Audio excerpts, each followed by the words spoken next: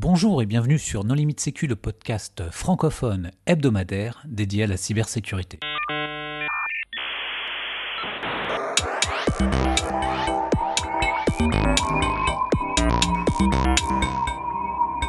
Alors aujourd'hui un épisode un peu particulier puisque nous enregistrons à la Cité des Sciences à La Villette à l'occasion de l'événement Le Hack. Donc nous avons deux invités, Flo, bonjour Flo. Bonjour.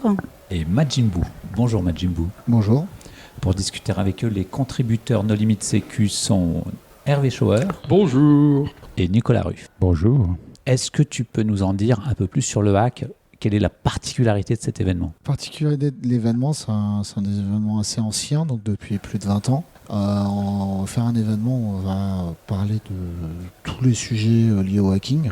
On a commencé l'événement en disant qu'on préférait parler de rassemblement de hackers plutôt que de conférences de sécurité. Avec donc deux tracks, avec des challenges aux INT, des challenges de sécurité plus classiques et un événement annexe pour les enfants qui s'appelle le Hack Kids et différentes autres animations tout au long des 2 jours. Alors le Hack Kids, qu'est-ce que c'est ? Alors le Hack Kids, en fait, c'est on organise en fait un événement pour les enfants pour leur apprendre des premiers principes en sécurité informatique, mais par le jeu. Et donc cette année, par exemple, ils ont pu travailler sur différents petits challenges justement pour commencer à avoir des premiers réflexes, et avec un livre qui était également distribué aux enfants pour apprendre le hacking. Donc des ateliers aussi ? Des ateliers, donc on a un atelier de crochetage qui se déroule sur les 2 jours. On a énormément de monde qui vient apprendre à crocheter des serrures. Et pour les plus aguerris, il y a un petit challenge où on a 4 serrures très différentes à crocheter le plus rapidement possible. Et on a d'autres ateliers qui vont avoir lieu toute la nuit dans les différentes salles, donc toute la nuit du samedi au dimanche, que ça soit sur du débugage Android, que ça soit sur de l'OSINT, que ça soit sur de la sécurité Active Directory. On a différents sujets qui vont être traités toute la nuit. Donc également des conférences ? Effectivement, 2 tracks de conférences. Une track assez généraliste avec des conférences qui vont de la sécurité physique à la sécurité informatique au crochetage de serrures. Et un track qu'on appelle OSINT Village, où là on se focalise sur toute la recherche en source ouverte. Et il y a combien de visiteurs qui viennent aux conférences ? On a environ 3000 visiteurs sur les 2 jours. On a des visiteurs qui vont venir qu'une des 2 journées. On a beaucoup de visiteurs qui font les 2 jours. Et on a aussi des visiteurs qui viennent aussi principalement pour l'événement du samedi au dimanche, puisqu'il y a toute la partie qu'on appelle Wargame qui attire également beaucoup de monde. Et quel est l'état d'esprit en fait de cet événement ? L'état d'esprit nous qu'on essaye de mettre, c'est de faire en sorte que tout le monde se rencontre, d'avoir des gens qui viennent là parce que c'est leur métier. Alors, ils viennent un peu plus souvent le vendredi quand ils voient ça comme quelque chose d'un peu plus professionnel. On va avoir des gens qui sont juste passionnés, qui vont venir des fois faire que des challenges, des gens qui vont venir voir les associations aussi qu'on invite sur l'événement. Et l'idée, c'est qu'un peu tout le monde se rencontre. Donc on va avoir des associations, on va avoir des entreprises qui auront des stands, on va avoir aussi des acteurs du secteur public. On va avoir des conférences sur le maximum de sujets différents pour intéresser un peu tout le monde. Et l'idée, c'est qu'à la fin, tout le monde se boit un verre ensemble et tout le monde discute. Et je vais déclencher Hervé, mais ce qu'on peut dire aussi, c'est que vous avez des conférences en anglais et que les gens ne viennent pas que de la France, mais ils viennent aussi de partout, y compris des US, puisqu'il y a un représentant de DEF CON US qui est là. Donc c'est vraiment une conférence de grande envergure. Et c'est surtout une conférence avec une super ambiance. Enfin, je veux dire, ici, quand on voit déjà la tête des gamins qui sortent de le Hack Kids, ils ont des étoiles dans les yeux. Donc, alors ils expliquent avec leurs mots ce qu'ils ont fait, c'est assez rigolo. Mais ils ont l'impression d'avoir sécurisé l'ordinateur, mis en indisponibilité l'ordinateur du pirate, c'est absolument génial. Et puis il a une discussion effectivement, aussi bien avec les étudiants qu'avec parce que moi j'ai croisé quand même des RSSI assez connus, donc il y a quand même des gens de nature très différente qui viennent ici, et il y a peu d'événements qui réunissent des gens comme ça très différents, et dans une ambiance de confort et de partage qui est vraiment excellente. Il y a tellement de challenges à faire sur tous les stands que tout le monde monde s'amuse. Donc il y a quand même beaucoup de jeux. Donc en tant que voilà, enfin moi j'ai pas pu suivre les conférences et je sais que les conférences ont un contenu extraordinaire, mais c'est un événement qui réunit tous les passionnés du hacking.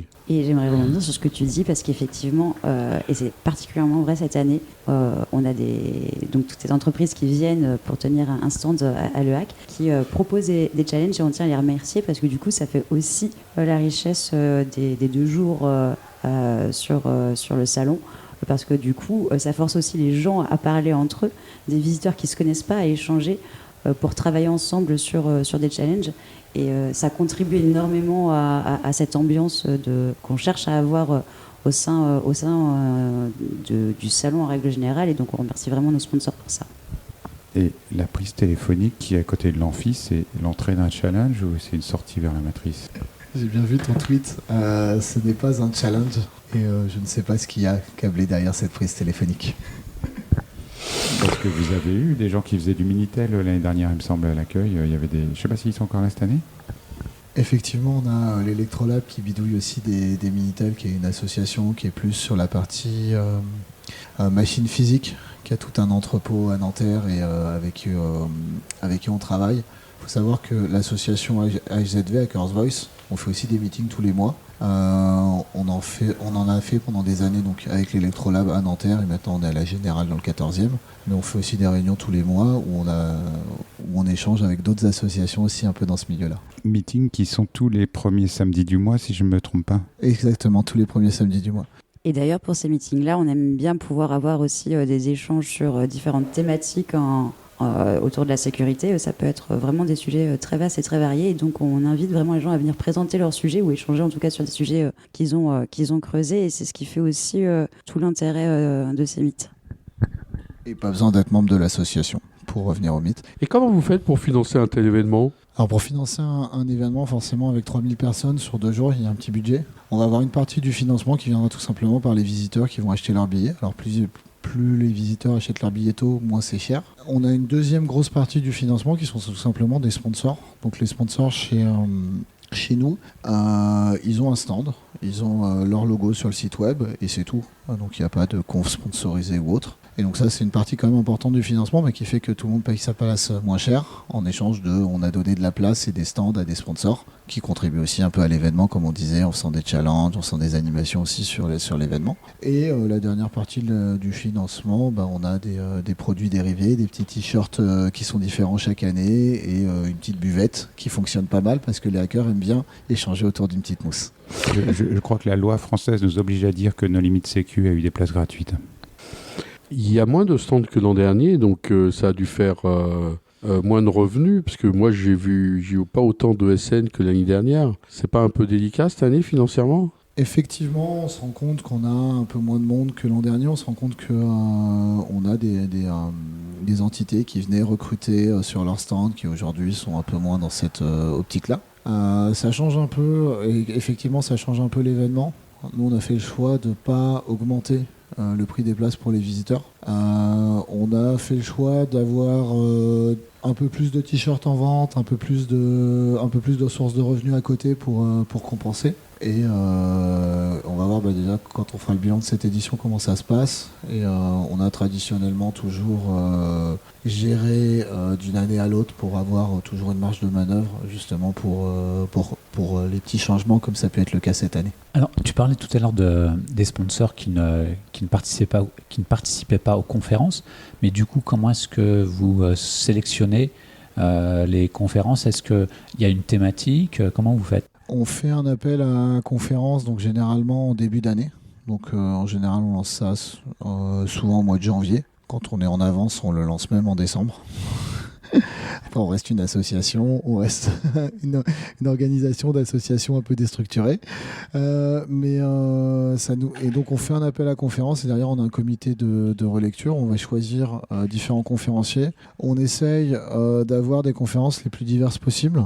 On parlait tout à l'heure du financement. Une partie du budget va aussi sur le fait de faire venir des conférenciers de l'autre bout du monde. Parce qu'à un moment, quand on a quelqu'un qui a un sujet super intéressant, qui vient du Brésil, des États-Unis, d'Inde ou d'ailleurs, on se dit que ça vaut le coup et que c'est intéressant aussi que les gens qui se déplacent sur la conférence puissent bénéficier, avoir aussi l'occasion d'échanger avec les conférenciers. On a énormément de conférenciers qui vont, après leur conférence, parler avec le public. Et ça, c'est super intéressant de pouvoir parler à quelqu'un qui a traversé la moitié de la planète.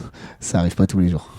Et puis moi, ce qui m'a impressionné, c'est le nombre de visiteurs qui viennent des départements ultramarins et qui ont fait le déplacement pour le hack à Paris. Et d'ailleurs, cette année, pour la première fois, on a une association effectivement ultramarine qui a pu venir sur le hack et ça apporte beaucoup plus aussi de diversité dans les échanges. Effectivement, on a eu l'OCOI au COI qui fédère un peu la cybersécurité depuis l'île de la Réunion, qui avance sur ces sujets-là et donc qui est venu avec une petite délégation cette année pour le hack. Il y a d'ailleurs d'autres associations qui sont présentes. On a d'autres associations effectivement présentes. C'est important pour nous d'inviter des associations, de ne pas avoir uniquement des stands qui viennent parce qu'un sponsor a décidé d'être là, mais de donner aussi de la visibilité à différentes associations. Donc on a pas mal d'associations qui souhaitaient être là. On a réussi à trouver de la place pour tout le monde, donc c'était super intéressant et on n'avait que des associations qui étaient dans le thème très divers de le hack. Non, mais ça donne une énorme richesse, la présence des associations. Il y a beaucoup d'associations qu'on ne voit qu'ici. Moi, j'en ai découvert quelques-unes d'ailleurs en passant à l'instant associatif parce que c'était pas les mêmes, enfin pas toutes les mêmes que l'année dernière. Donc voilà, je ne sais pas si on peut citer des noms, mais de toute façon le programme est plus ou moins public, il restera en ligne après l'événement. On pourra retrouver la liste des participants. Le programme est public, il reste en ligne jusqu'au prochain événement où on le mettra encore en ligne. On le gardera, il sera un peu plus difficile à trouver sur le site web, mais il sera encore dans un coin du site web. Donc on garde tout ça et on a la liste des associations sur le site web, effectivement. J'ai vu une voiture devant, il y avait aussi les challenges sur les voitures. Effectivement, on avait Radzilla qui venait montrer du hacking de voiture. Alors, on n'avait pas de challenge en temps réel où il fallait pirater sa voiture. Apparemment, il faut qu'il rentre avec ce soir.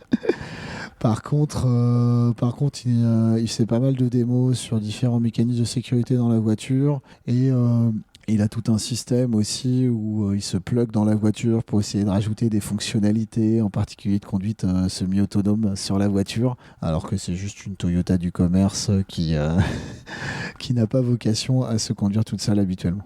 D'ailleurs, force à lui parce qu'il est dehors et on précise qu'il fait extrêmement chaud à Paris ce week-end du hack. On est bien mieux à l'intérieur avec la climatisation. J'en profite pour dire que je connais des gens qui n'ont pas pu venir à cause des dilatations de câbles SNCF et autres. Dans ces cas-là, est-ce que les conférences sont streamées ? Est-ce que les conférences sont enregistrées ? Comment ça se passe ? Alors, on ne fait pas de streaming en direct des conférences. C'est beaucoup d'organisation, c'est pas toujours simple. Et puis on se dit, on a envie aussi que les gens viennent avoir cet échange humain autour de la conférence. Par contre, toutes les conférences sont enregistrées, sauf les rumps. Et il peut y avoir une ou deux exceptions. Souvent, c'est plus sur des conférences OSINT où on a des intervenants qui ne souhaitent pas être enregistrés. Et donc, toutes ces conférences qui ont été enregistrées, on va souffler un peu après la conférence. On va prendre le temps d'en faire des vidéos propres qu'on mettra sur la chaîne YouTube de l'association AGSV, comme tous les ans. Et donc, vous pouvez aussi déjà voir les conférences des années précédentes sur YouTube si vous le souhaitez. Ok, est-ce qu'il y a des points que vous souhaiteriez évoquer dont on n'a pas parlé ?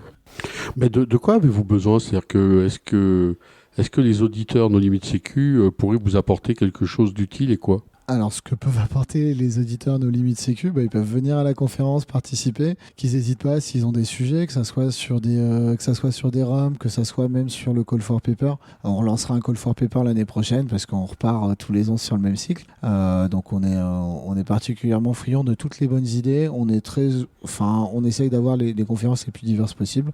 On a des gens qui vont présenter des fois pour la première fois parce qu'ils ont un truc super intéressant et on va pas se formaliser sur le fait que c'est peut-être leur première conf, on va leur donner leur chance. Donc ça, c'est plein de choses qu'on peut faire. On a des gens qui vont participer, créer des challenges. On essaye de faire des challenges un peu différents chaque année. Cette année, on avait, alors c'est peut-être pas des auditeurs de nos limites sécu, mais on avait TraceLab qui est venu faire un challenge aux INT. Donc c'est un challenge en collaboration avec des forces de police de différents pays, où il va falloir trouver des indices pour aider à résoudre, à avancer sur des cold cases. Donc on a du monde qui a travaillé le vendredi soir sur ces challenges-là, qui ont trouvé des indices qui vont peut-être aider sur des cas d'affaires classées, d'affaires non résolues sur lesquelles les policiers peuvent un peu galérer. Et donc on a un challenge avec des petits prix, avec un scoreboard, avec toute l'émulation qu'on peut avoir sur un challenge, mais sur des cas réels. Je précise qu'on ne recommande pas aux auditeurs No Limit Sécu de disparaître. Alors ils peuvent proposer des challenges pour le Wargame, mais ne participez pas au challenge TraceLab en tant que victime. Effectivement, il faut mieux être participant, il y a plus à gagner. Il y a un dernier point qui n'a pas encore eu lieu, donc on ne peut pas encore en parler, mais sachez que je vais gagner des bitcoins ce soir.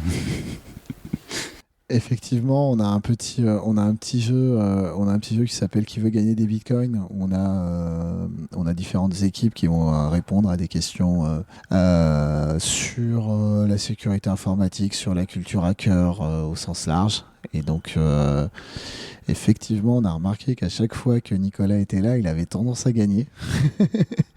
Cette année, c'est spécial puisqu'on a travaillé avant et on a formé une Dream Team. Oulala. Et on a même fait du sondage dans les allées. Alors, il se reconnaîtra s'il m'écoute, mais j'avais un désaccord avec quelqu'un. Je lui disais, mais tu sais, personne ne sait qui est Richard Stallman. Et on a interviewé 3 personnes au hasard dans les travées et personne ne savait ce qui était Richard Stallman. Donc, c'est pour ça que je gagne, entre autres. Cette nuit, il y aura aussi des workshops. Effectivement, on va avoir des workshops.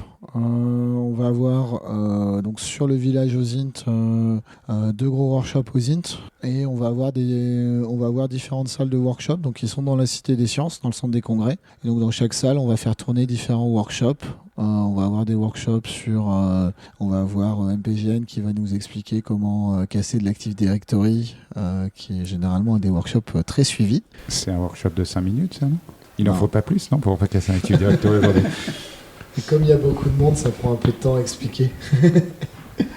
Et on a d'autres workshops sur différents sujets. On va avoir du workshop aussi un peu hardware, où là, on va essayer de casser du hardware, ce qui va être aussi intéressant. Et pendant les workshops, on a aussi donc, le Wargame, le gros challenge, où on va avoir des centaines de personnes qui vont s'affronter sur un peu plus de 20 épreuves cette année, avec des petits lots sympas aussi à la clé. Ok, très bien. L'année prochaine, est-ce qu'il y aura des choses particulières ? Est-ce qu'on peut s'attendre à... Est-ce que vous voulez nous dévoiler quelque chose de surprenant ou... Déjà, chaque année est particulière. En tout cas, pour l'association, chaque année est assez particulière et on est toujours assez bluffé de voir l'énergie que mettent tous les bénévoles dans l'organisation du salon tout au long de l'année, et également tous les étudiants qui viennent nous aider, puisque Hacker Voice, aujourd'hui, c'est une dizaine de bénévoles seulement.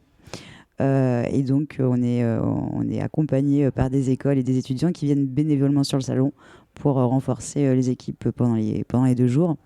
Et donc après, c'est aussi cette motivation-là qui fait qu'on chaque année, on va chercher de nouvelles choses à proposer. On n'a pas encore les surprises de l'année prochaine à annoncer aux éditeurs No Limit Sécu. Mais effectivement, chaque année, on essaye de faire des petits trucs en plus par rapport à l'année précédente. Donc, par exemple, là, on a fait le challenge aux INT. Et chaque année, on essaye d'améliorer un peu la recette.